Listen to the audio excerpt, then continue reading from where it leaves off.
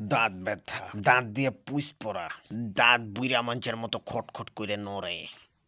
আপনার এই পাউডারটা ব্যবহার করতে পারবেন। এটা যারা করে আমি ঠান্ডা পানি খেলে ধরে মিষ্টি খেলে ধরে দাঁতগুলি টিকটিক করে লড়ে যাতে লাল কালার স্পট আছে যারা কোন কুসুম দিলে রক্ত পরে কুস পরে সামনে পাড়ি আছে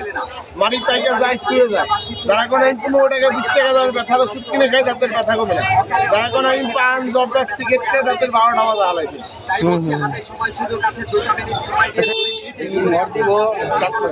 আচ্ছা আঙুল মেশাক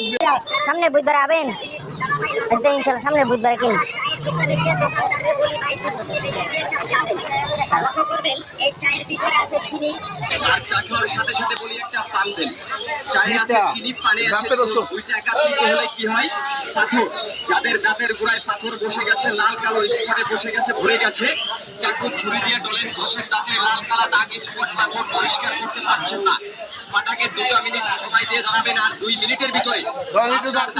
স্পট আয়রন পাথর জমে থাকা দাগ স্পটকে